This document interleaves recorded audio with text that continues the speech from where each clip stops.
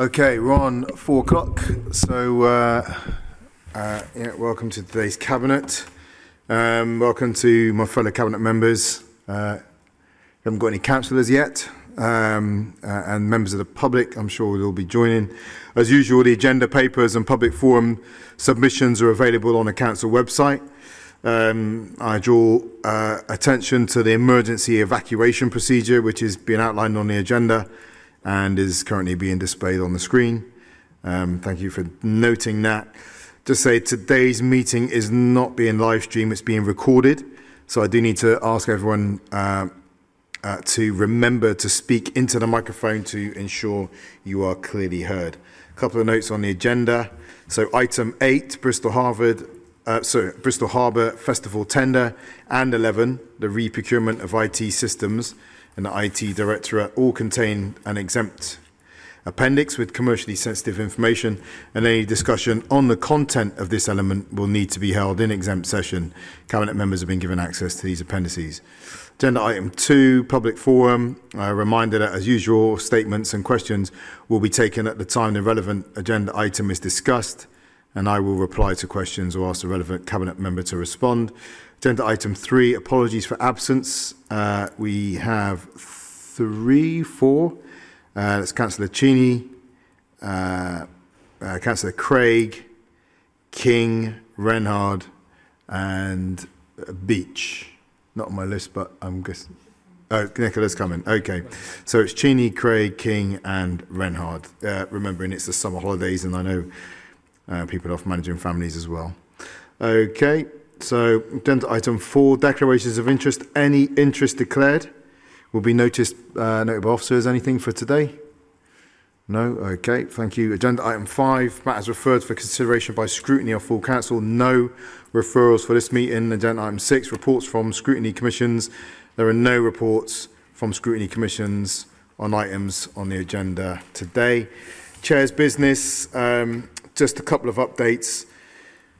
First, on our welcoming places work that's going on, that we're setting up across the city, there's been a fair amount of interest in this, actually. Not that it is done for the interest, but it does confirm that it is a kind of an issue of its time. What we're doing is looking to set up a citywide network of places that people can go to be warm as the world gets colder.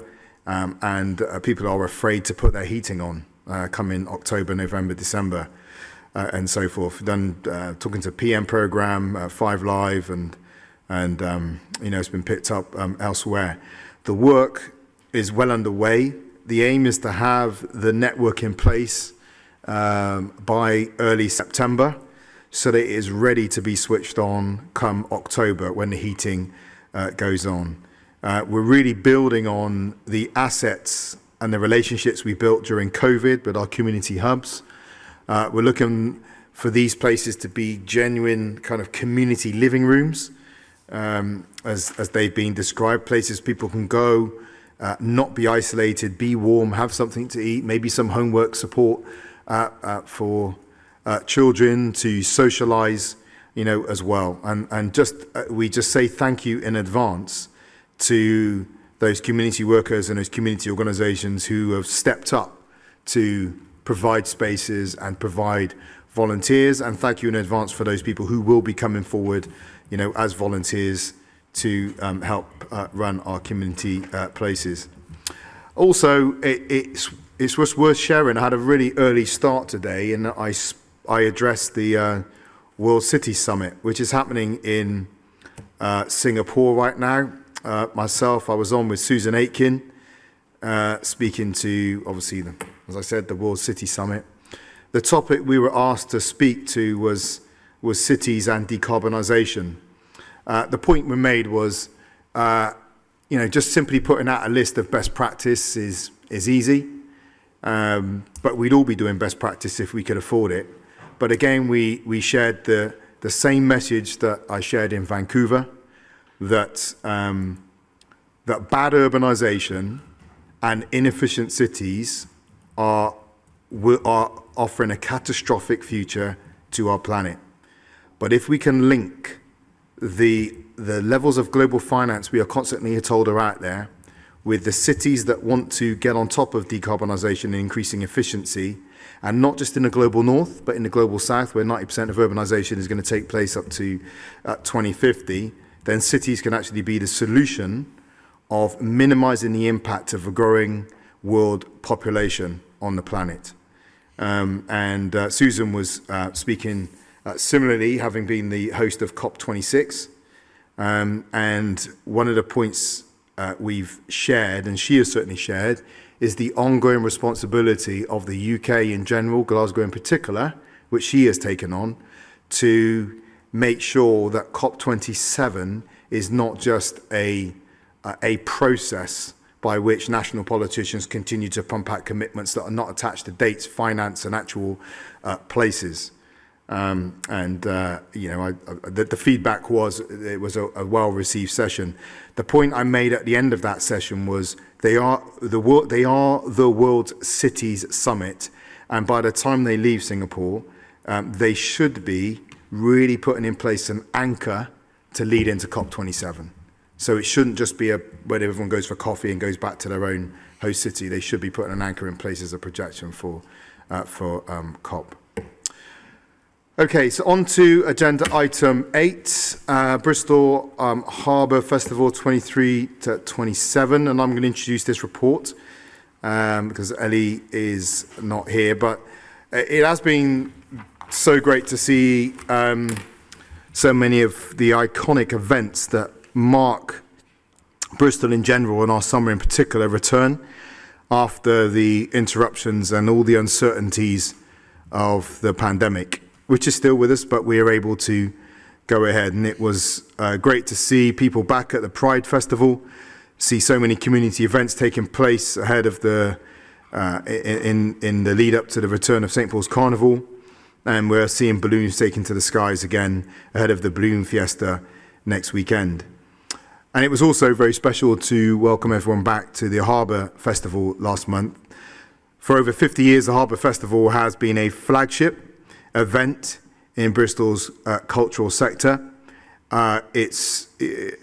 Bristol's association and what the harbour means for people and I has been contentious, but the Harbour Festival has really come through that, taken on the challenge, and I think has become something that commemorates and celebrates the history of our harbour side and attracting around 250,000 visitors as it acts as an anchor for arts and musical performances in our city, and including this year's concerts from Chic and Bell and Sebastian in a run-up to the festival as well. So this paper, as this paper sets out, we want the festival to be a celebration for the whole of Bristol to enjoy. And we want to ensure it continues to be inclusive and sustainable as we plan for the future. And in keeping with our need to act in the face of the climate and ecological emergencies, also as we do these events, which by definition require the use of energy and resources. So to that end, we propose to extend the current contract by a year in order to allow for a transition period before undergoing a full procurement process for the festival from 24 to 2027.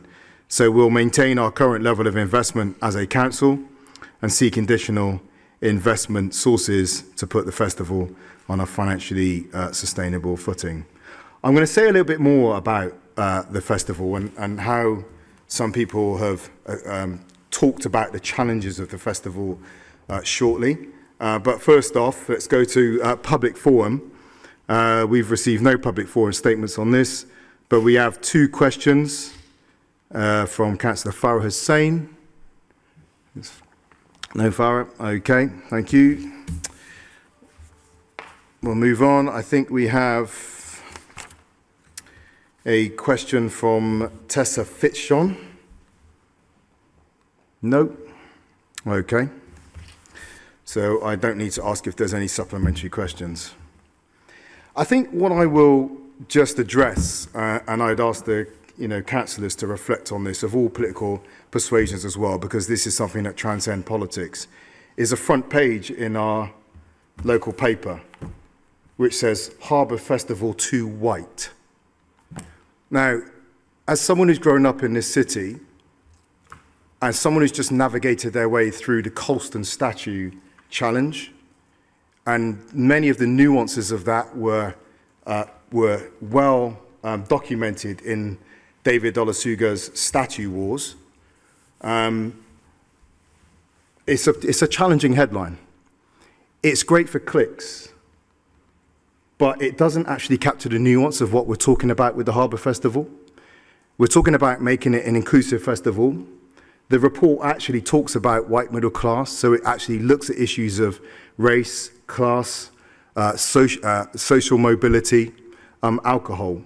And to simply pick out one dynamic and say the Harbour Festival is too white is incendiary. And I'll share a couple of comments that were made to me, referring to it as gaslighting, sowing, as we sow the seeds of equality, this sows or creates the space for hatred, misunderstanding. I'll share 2 comments sent to me about this. The headline is so divisive. Dog whistle needs to be held to account. You know, we've just come from a period of time, as I said, where we've walked very delicately through a city grappling with a contentious history. And we need to offer, what the city needs is nuance, insight, and a bit of subtlety. And I just make that appeal for all of us, actually, as we, as elected politicians, talk about Bristol and try to steer our population through very challenging times. What this is about is inclusion, bringing people together, not division, whatever is perceived to be the prize for whatever business there is on the other end of that type of division. But can I ask any other cabinet members if they wish to comment on the Harbour Festival paper before we move on? Don. I'll just say that I did note the transport recommendations in there. I found it a really balanced and interesting document, and I also was very disappointed to see some of the media's reflections on the content of it. It was far from nuanced, and as you say, I think that is particularly is a disgrace. And thank you. Thanks, Dom. In fair play, the article itself was actually much more balanced. It was the headline that did the smash and grab, which really doesn't do the city any justice at all. Okay, so thanks for your contribution there, Don. So I'm now going to turn to the decision, and in terms of the decision to be made today, I approve the recommendations as set out in the report. So let's move on now to agenda item 9, and I'm going to introduce this report. And this is the Temple Quarter update report, which focuses on Mead Street and the development brief we've consulted on. It's also the first time to formally update Cabinet on the £95 million secured from the government and Homes England for Temple Meads and surrounding area. And this huge investment unlocks the area around Temple Meads as a new residential quarter with up to 22,000 new homes and 22,000 new jobs, and 10,000 new homes in 130 hectares in a sustainable, active travel location. Phase 1 looks to build 2,500 homes and provide at least 2,000 jobs. This combines with the investment the University of Bristol are making in the area with its Temple Quarter Enterprise Campus programme and the Council's plans with Legal & General to invest in the mixed-use site on Temple Island with a conference centre, new affordable homes and retail space. We're working with Network Rail and through the combined authority to enter the grant agreements on this work, and a detailed update of the funding and associated agreements will be provided to Cabinet once they are finalised. The Mead Street plans are an important part of this Temple Quarter project, one of the 6 distinct areas south of the Bath Bridges roundabout between St Luke's Road and the Bath Road. We produced the Mead Street development brief ahead of a wider development framework for the whole of Temple Quarter because most of the land at Mead Street is owned by private landowners who are bringing forward proposals by creating an overarching document that sets out principles for change, we can ensure that change in Mead Street happens consistently, building a vibrant new community of around 1,500 homes with good joined-up infrastructure and public spaces, rather than as a series of disconnected development sites. Overall, the principles in the brief were welcomed by respondents to the consultation, with more than half agreeing to the 4 principles. Some of the highest level support were for the creation of new community space, safe and inclusive streets, integrating green space, and creating a new public open space at the heart of the neighbourhood. So it's great to see a positive reaction to these proposals, which reflect our commitments to safeguarding space for sustainable travel and public spaces as we plan for the homes we need to tackle Bristol's housing crisis. And now, we did receive comments about the potential height and density of any new buildings in the area. The height of the new buildings will be determined through their planning process by whichever independent cross-party development committee the decision falls to. However, geographically, Bristol isn't getting any bigger, but its population is growing at speed, and this is a sustainable location which we need to maximise. We have to deliver new homes, but we also need to protect green spaces by preventing sprawl around the city, and that means meeting our climate and ecological emergency challenges. That means building new homes in the right places more densely than we have before.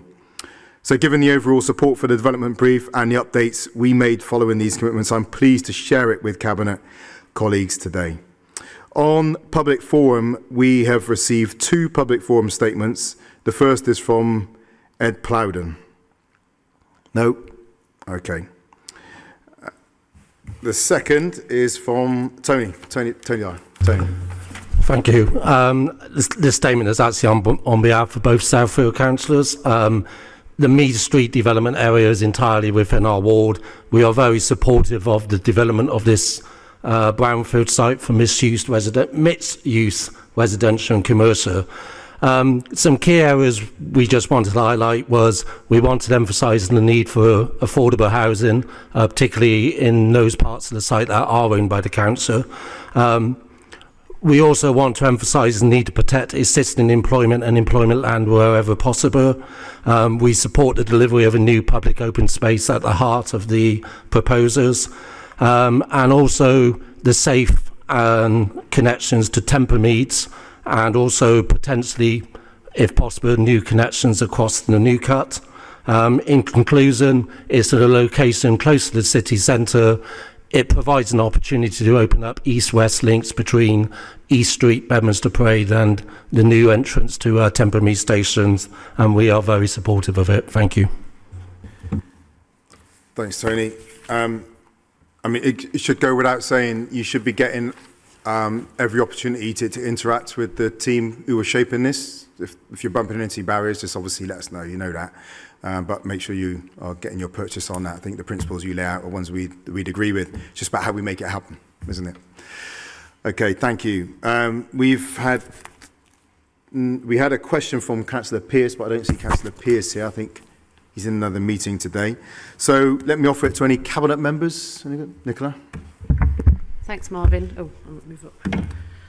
I also really welcome this development framework, because you won't be surprised to learn. I mean, a particular area of interest, and I think it comes into sharp focus in parts of White House Lane and Mead Street and St Philip's Marsh, is that dynamic between housing and employment land, and the specificity of having to detail the types of jobs we're talking about when we talk about employment, because I think the detail on that front really matters.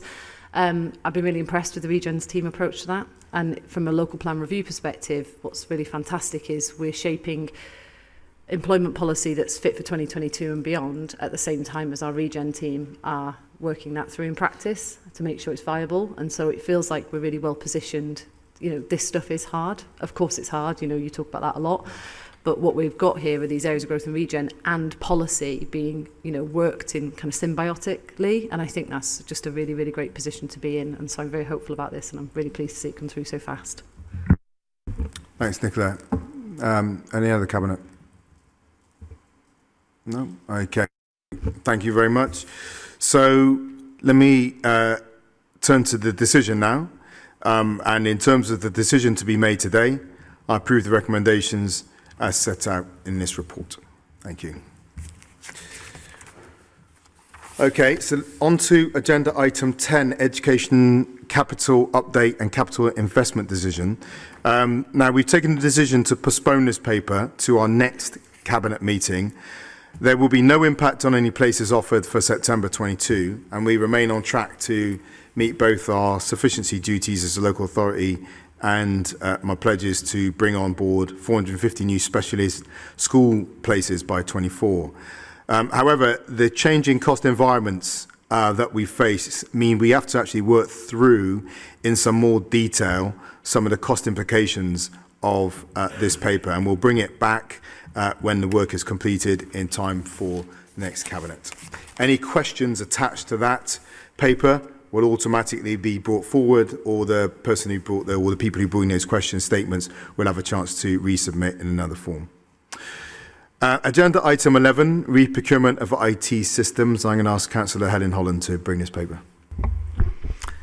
Thanks, Marvin. And normally it would have been Councillor Cheney, obviously, as this is a corporate IT system, but as it is a people IT system, I'm very happy to do it because it affects both my portfolio and Asher Craig's as the Education and Children's Services exec member.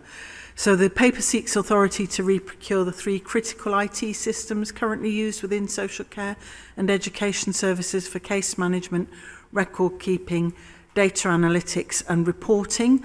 And these IT systems enable the Council to meet statutory duties and safeguard our most vulnerable citizens.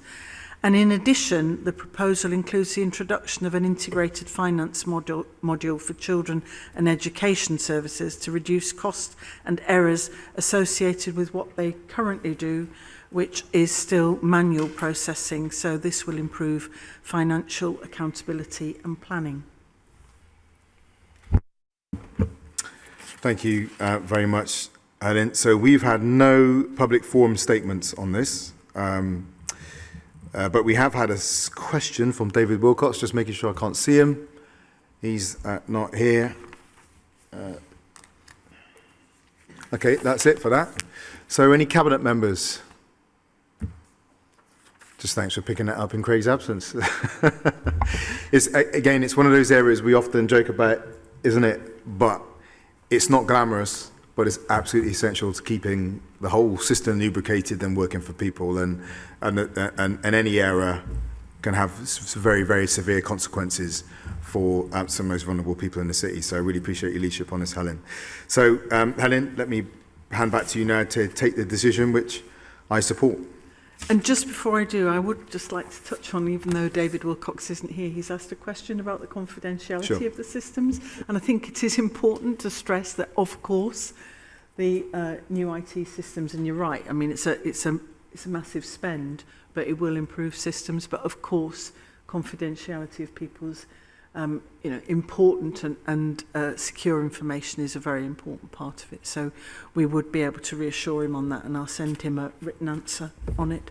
But in terms of the decision to be made today, I approve the recommendations as set out in the report. I would just add to that as well, Helen, just so maybe it's worth reminding, our city, we're also at the constant threat of cyber attack as well. There are other authorities that, and it's a bit of an industry now, and in the US where people break in, take their data hostage and charge millions of dollars, pounds to get it back at the threat of having it wiped. And this is, again, something that constantly our IT team are having to work on. Again, it's not glamorous, it's not frontline, but it's all happening beneath the bonnet of our authority. So, agenda item 12 now, financial update report, August 2022. And this fitting to be sat next to Denise. This is an incredibly challenging time for us, authorities right across the country financially. In the roles I have as chairing core cities and chairing the Local Government Association City Regions Board, local government finance, the increasing demand on our services as the population has more need, both from children right up to older adults, on top of an impact on our local authority revenues as well, and building on the back of 12 years of austerity, which is not insignificant, which if you look at the current prime ministerial aspirants debating, looks like it isn't going to get any better anytime soon, means that, that local authorities all across this country are facing a really challenging time. The finance report for period 3 is an exception report, and so only reports are on significant financial issues and movement since quarter 1 report to Cabinet last month. At period 3, the General Fund is forecasting a risk-adjusted overspend of £13 million. That's just over 3% of the total, down from £15 million at Q1. The service pressure and risks continue to be in adults and children's social care, educational improvement, digital transformation, homelessness, temporary accommodation, and non-delivery of planned savings. Now, we continue to work with the senior leadership team to deliver improvements and expected savings. In terms of the ring-fence budgets, the HRA, the Housing Revenue Account, is forecasting a £1.8 million full-year overspend, up £0.6 million since the Q1 forecast. The DSG, Dedicated Schools Grant, is forecasting an £18 million overspend, which would bring the DSG carried forward deficit from 22-23 to £42.7 million. The capital programme forecast at period 3 is a £37.7 million underspend, consisting of £3.5 million from the General Fund and £34.2 million from the HRA. So this report also requests Cabinet's approval to receive £431,000 of funding from the Department of Health and Social Care in 22-23 on behalf of the Transforming Care Partnership and North Somerset and South Gloucestershire to make any budget adjustments as necessary. So, as I said, this is an issue of incredible significance for us, but there are no public forum statements or questions on this item.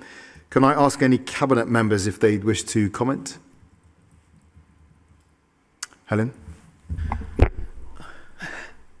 Well, I mean, you've already mentioned that obviously the overspends in adults and children are a significant part of the situation that we find ourselves in, but I just wanted to remind everybody that, we're not alone in this, that the additional demand, partly driven by the pandemic, but also by the rising costs, we expect the workforce to be paid appropriately, so those demands, cost of fuel, cost of energy, cost of food, all of those things are increasing care costs. And I just also wanted to really thank colleagues around the Cabinet table, because we can't solve this as just the People Directorate. We've got to work together. Some significant work happening between ourselves and housing, for example, on more appropriately housing our most vulnerable residents and people with support needs in our own stock, and that's a good piece of work, but it can't happen overnight. So I just wanted to thank corporate colleagues for helping us through this problem, but to recognise that lobbying central government about making the true costs of social care, funding local authorities properly to meet those costs would be enormously helpful if there's any PM candidates listening.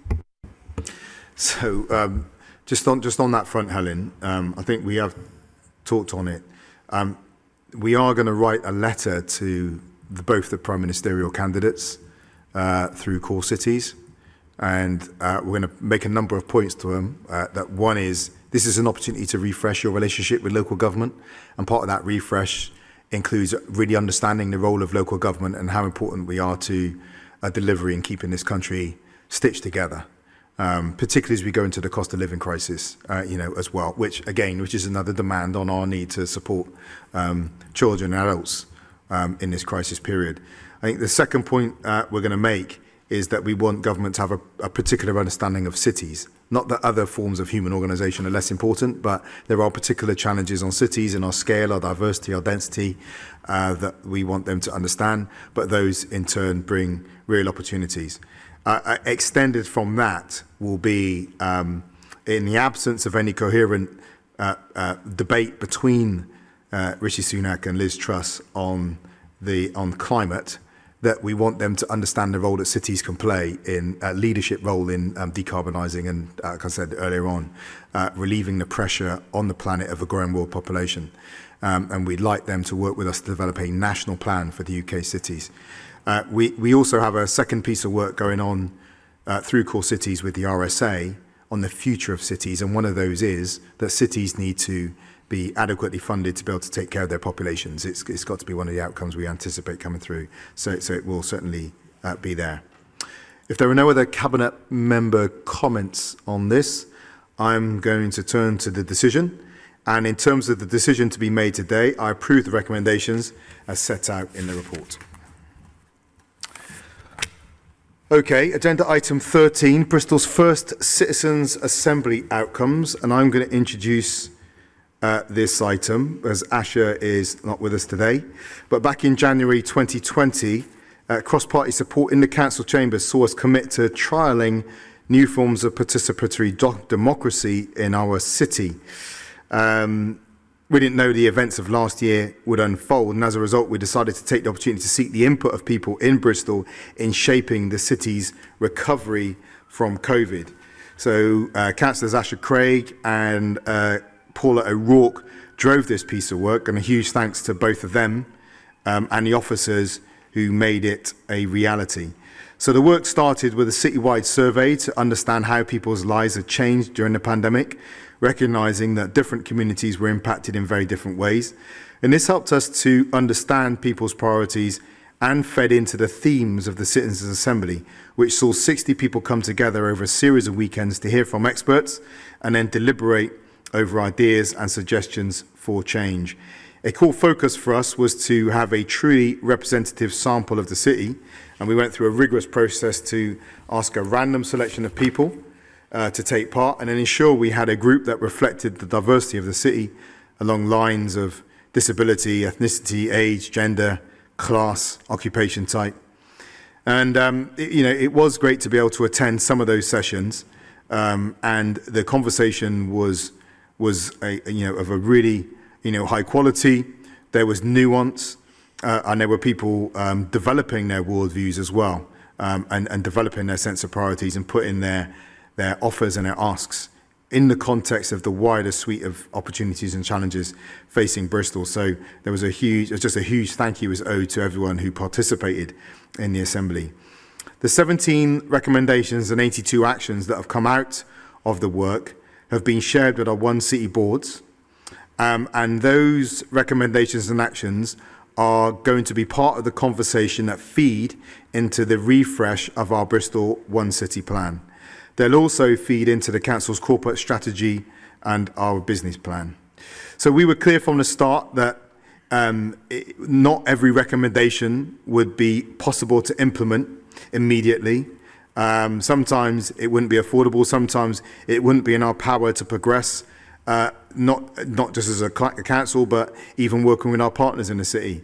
But this report ensures the progress we've gone through in making these assessments is transparent.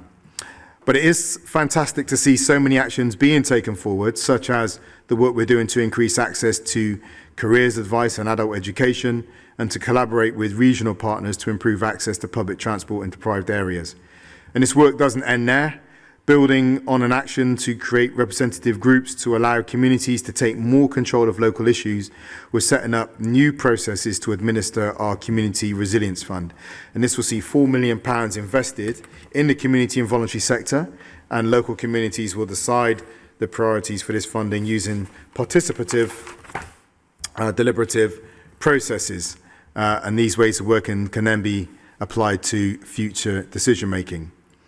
So in this report, we've received no public forum statements, in contrast to the finance report which receive no public forum whatsoever. We have 5 public forum questions from 3 councillors for this item. So the first 2 questions come from Emma Edwards. Thank you. So my first question is regarding the multimodal hubs and the LC WIP, which I was really pleased to see is being implemented. And I just wondered how many of those mobility hubs have been created. I know you're working with WECA on that. Yeah, so that's right. So they're going to be part of the future transport zones, which is a project being led by WECA, of which we are. And Don, you're going to come. Well, Don, why don't I hand over to you? So you seem anxious to jump in. Don. Yes, thanks, Marvin. Yes, this is being led by WECA as part of the Future Transport Zone. So there are a number of pilot projects. 2 of them are in my ward. One is on Riding Lees, which is a sort of lower level hub. So it's like a community in front of the shops. So we've had a community meeting to plan the kind of things we'd like to see there. The much bigger one is going to be at the Portway Park and Ride, where the station will be finished in December. And we had a meeting last week with local stakeholders, also Great Western Railway, WECA, and one of our highways officers is working on the Portway plans. And we got, I don't think I can say what WECA's planning, they will release it in their own time, but it is very exciting, a place where people can stop and work. I have hopefully Wi-Fi, things like that. I won't say any more than that.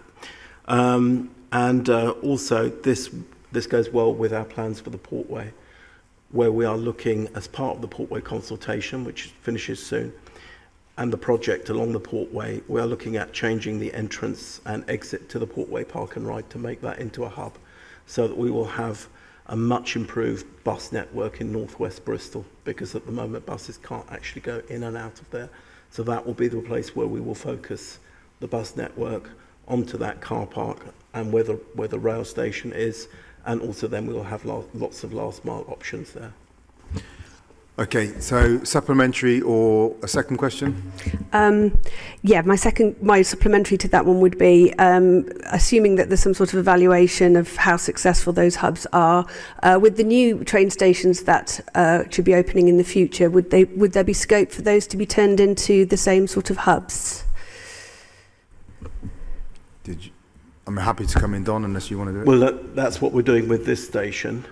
Other stations, yes, but it will obviously depend on the amount of space that is allotted to the station. I think with places like Ashley Down, there might be challenges with the space, but wherever we can, that's the whole point, is to try and bring stuff together in one place, minimising the need for people to use their cars to get to anywhere. Thank you. Okay, did you want you got your second question? Yeah, my second question was about the school streets. So that's something I'm really interested in, because there's been lots of data on how they are really cleaning up air around schools. And I see that there's 4 schools, and I just wondered what percentage of schools you see being developed into school streets. Well, that 4 represents just over 3% at the moment. We've got another 4 coming through. But I think as we get practiced in running the process, we'll be able to accelerate. I think the challenge for us as an authority is all of these things take administrative time. And it's one of the points I make repeatedly, and my fellow city, our fellow city leaders too as well. The impact of austerity has not just been on frontline services, it's backroom capacity. It's the planners, the lawyers, the accountants, all those people who keep cities lubricated, bringing land forward for development, negotiating for our share of affordable homes. And bringing forward this kind of initiative as well takes capacity, and it is hit. But as much as to say, we are, again, as we get more practice, we're able to bring them through faster and faster. Did you want to comment on that, Don? Yeah, I mean, Marvin's exactly right. But just to say that part of the School Streets programme is actually the work that's done behind the scenes with all of the schools who put in an expression of interest to look at their active travel options. And, we have lots of things that we can do for the schools. So they're all offered those as part of the expression of interest. So there's a lot more going on than just the ones that kind of crystallise into an actual infrastructure project at the end. You have one supplementary per question, so you have another supplementary if you like. Thank you. And well, sort of leading on from what you've just answered, and thank you for that, it says dependent on funding, and I was just wondering what those funding streams were. Is it going to rely on SIL money, or are there other funding streams for school streets? I'd have to check that one out. Okay. It's more limited than I would like, but then that's true of most transport funding. But I'd have to check that out. We can certainly put that in writing. We'll get something to you. I just forget. There's so many different funds. It's easy to forget which one we've applied to this. Great. Thank you. If you could, that would be great. Thank you very much. And just to say, we've said to all councils, if it's something you want to work with schools in your patch on, please come alongside them, help them put their expressions of interest in if they haven't, and then at least we got the bank of schools that we know are waiting to work with us.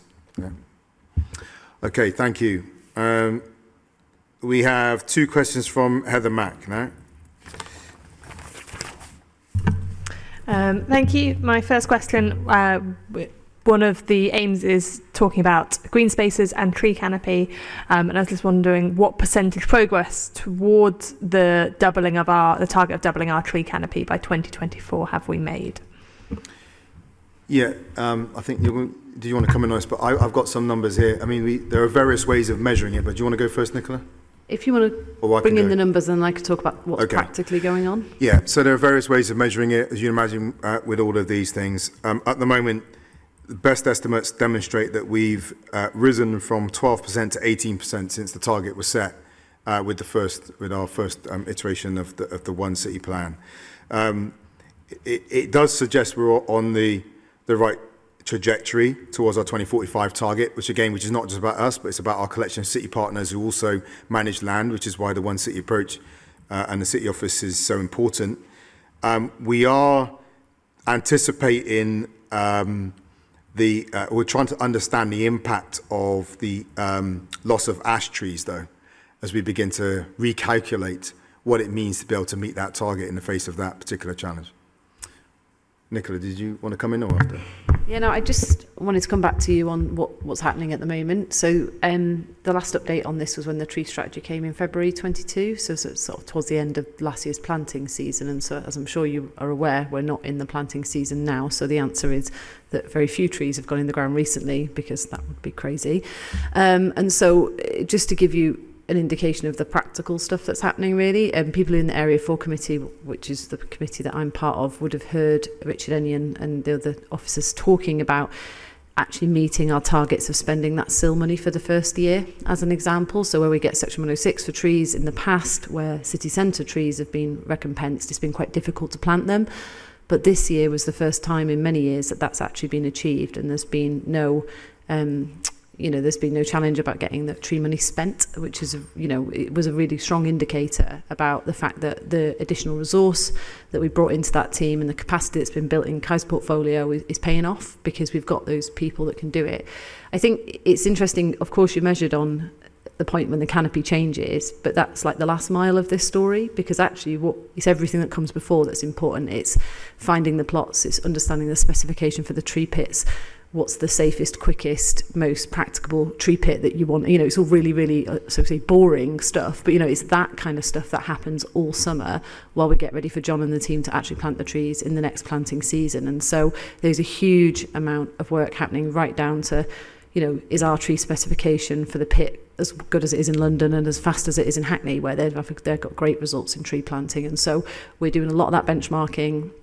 Obviously, we've got the Street Trees for Streets campaign as well, which is proving really fruitful, because lots of people are engaging in that, finding new locations and helping the officers in doing that, for them to go and do those service checks and actually make sure that those locations are the right places to plant trees.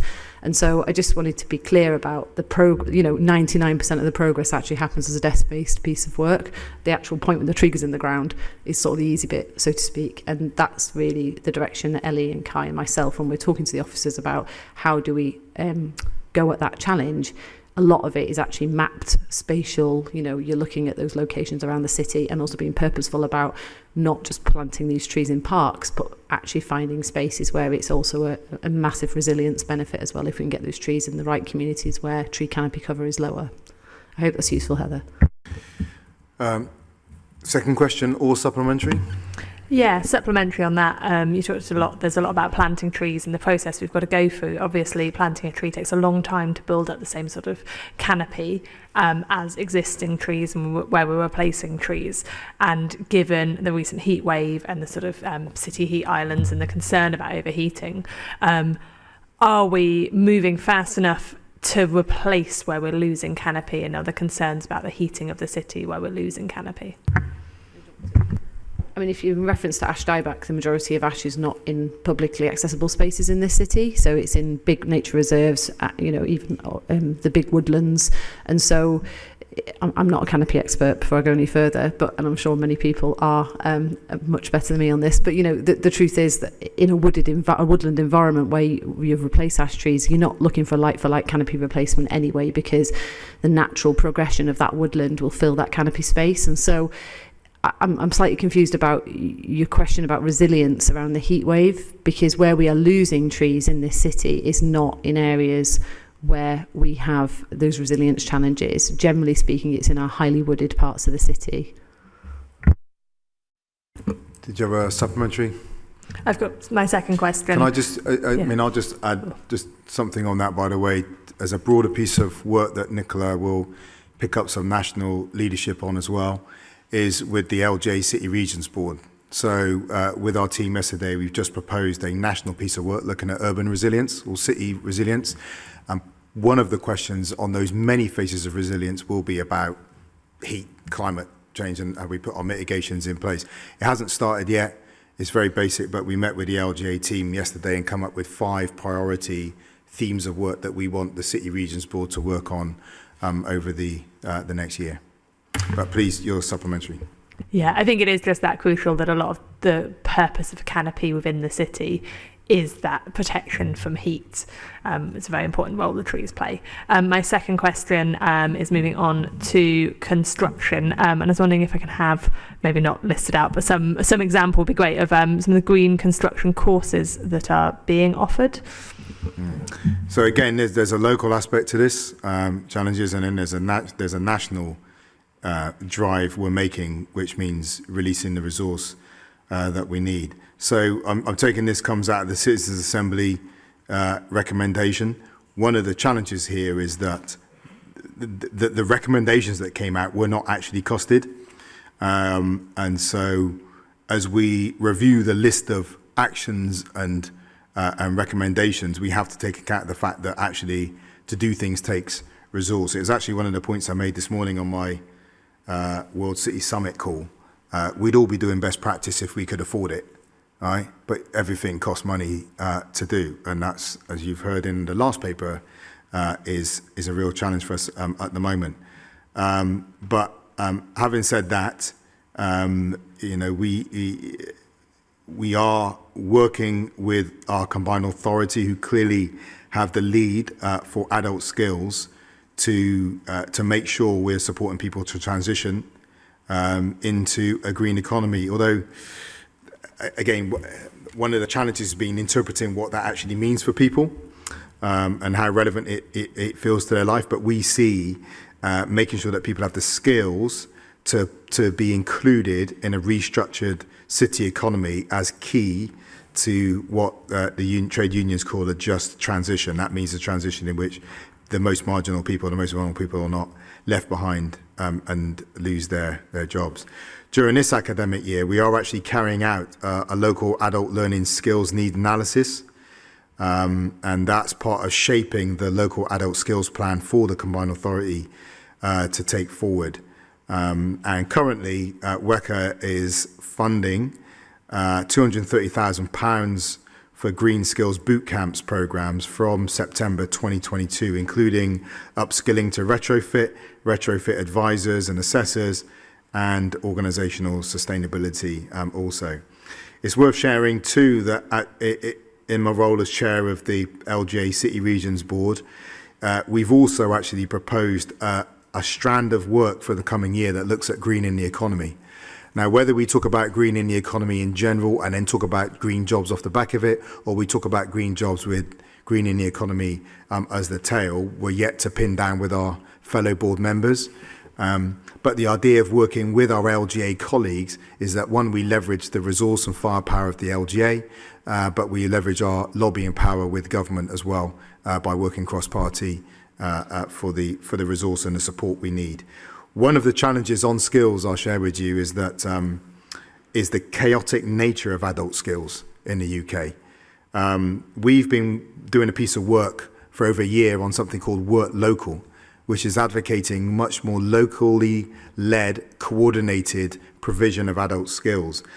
We're working in a context in which, as we've been sharing, we have 49 national employment and skills related schemes or services managed by multiple Whitehall departments and agencies, delivered over different boundaries by various providers, with no single organisation responsible for coordinating this locally, which makes it incredibly difficult to target or join up provision for learners, unemployed people, career changers and businesses. So there is a context in which we're working that isn't helpful, but one that we've been trying to address over the last year, and we will continue to with the LGA over the coming year. Do you have your supplementary? Yeah, based on what you were just saying about that sort of chaotic system, would the council be interested in some sort of initiative of introducing a Bristol kite mark or something for trained and upskilled people on sustainable construction, so that we're really sort of flagging and highlighting that? If you have an idea, we'd certainly look at it. I mean, we do have standards that we expect providers to meet. And we have a number of frameworks we ask people to live up to, whether that be the results of having hard power, or, for example, when we ask people to live up to the Sustainable Development Goals, be it kind of soft power, to make sure that they're delivering. Share your ideas with us, and we gladly anything to make anything better. We gladly consider it. Okay, thank you very much. And Councillor Stone is not here? No? Okay. Any other Cabinet members like to comment on this item? Okay. So I thank you for your questions. Thank you, Nicola, for coming in as well. This report is for noting, so I have to say Cabinet notes the report. Okay, on to agenda item 14. This is with you, Helen. Corporate Parenting Panel Annual Report. Thanks very much, Marvin. And if Asha had to be away for any reports, then this one, it's a real pleasure to be able to give this on her behalf. And this report is also for noting, and it's on its way to full council. So it reminds us of our responsibility as corporate parents for the nearly 700 children that are in the council's care. And I think it's a really excellent report, actually, looking at the progress of the work of the Corporate Parenting Panel. And it's the panel that has a responsibility to report to full council. And we'll see then about, and can see within the report, how well we're fulfilling our corporate parenting responsibility, which is covered for the period of this report. So the report's compiled with the panel, using reports by senior officers and feedback from the children and young people that have been shared with the panel over the reporting period 2021-22. And I think our former colleague, Helen Godwin, who had this responsibility, she was very clear, and Asha has taken this forward, about hearing the voices of those young people and children so that we can shape our services around them. And the panel's overseen the work from the operational staff to maintain accountability and to offer support. We pride ourselves on being strong corporate parents, striving for the very best for our children in care and care leavers. However, like many local authorities, as discussed earlier, we're experiencing significant pressure. But we do have 76% of those 700 children living in foster homes. That includes the kinship care with a family member or connected person, and that is higher than the national average and our statistical neighbours, which I think we can be proud of.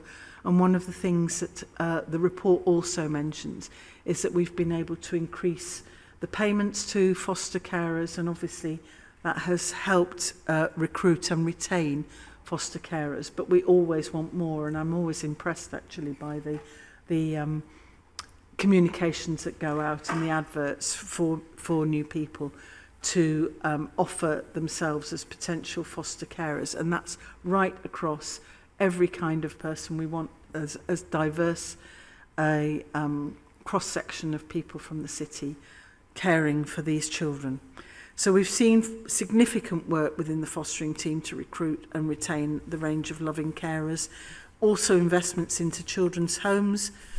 We've got a new children's home opening very shortly to provide stable and supportive environments, new and innovative practice, and a relentless drive for improvement within the service. So as I say, it's a report for Cabinet to note. Importantly, it's a call for all elected members to champion children in care and care leavers at every opportunity in order to achieve the best possible outcomes. And I'll just finish on the comment that Asha has made in the foreword to the report, which is, you know, that old phrase about it takes a village to raise a child. Well, it takes a city to raise these children, and they are our children, and we should all take pride and take responsibility in what we do.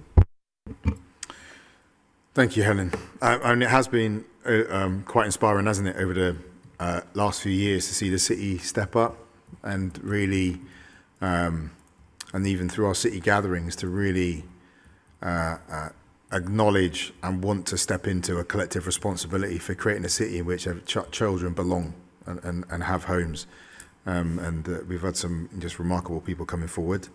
We had 2 public forum questions submitted. Councillor Philippa Hume isn't here for her question, but Councillor Christine Townsend is. So, Christine, did you have your question? Yeah, thank you. This is about the Hopes report within that and the school attendance. There's a contradiction that I've noticed. I was semi-involved in writing this and contributing, but I missed this bit. On page 21, it says that gathering reliable attendance data continues to be a challenge, but in the appendix, it says that attendance and achievement results show continued year-on-year increase. And I mean, both can't be correct. They seem to contradict each other. So I suppose what my question is can we have a true picture of what school attendance is? I don't understand why it is that it's not in that report. And as corporate parents, I would want and expect all of us to expect to see that in there.